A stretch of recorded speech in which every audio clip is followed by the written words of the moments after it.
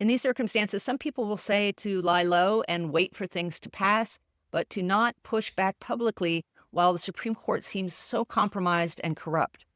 But doing nothing and leaving camps to their own momentum without even trying to apply the brakes is rarely a good approach.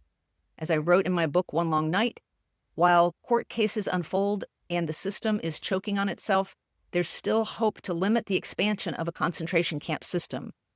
It's not the only opposition front, but it's still a worthwhile one.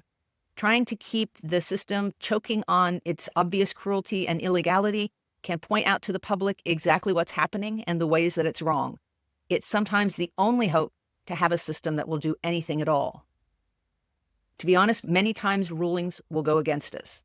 But if the system isn't exercised at all, it will atrophy even more quickly. So we have to push back at every point, but we are likely to lose a lot of the cases that reach the Supreme Court, as happened a week ago with 8 men sent to South Sudan.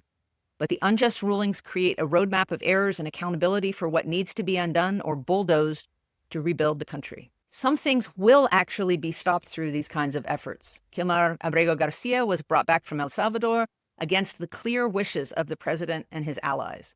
This week, Dr. Jonathan Caravelo, a U.S. citizen and California Faculty United Union member, was released from federal custody after days of detention following his protest of an immigration raid. The night before Jonathan was kidnapped, he was speaking at City Council to defend his students against the most recent ICE raids in our community. Many of my students are undocumented and many of their families are undocumented.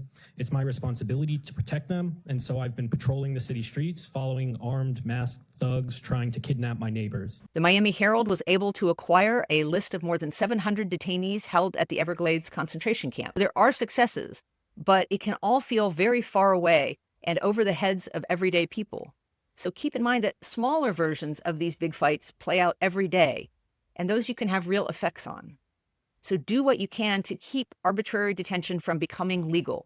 You can do this through local and national organizations working against raids and sweeps and deportations without due process. You can reach out to the families affected. Just look up volunteer services near me.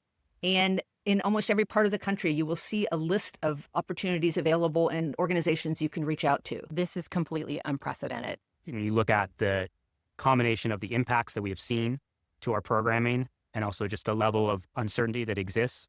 Folks are living so on the edge that one bump in the road just knocks them right off course. Just recently, we served the single greatest number of households in a single day in the food bank.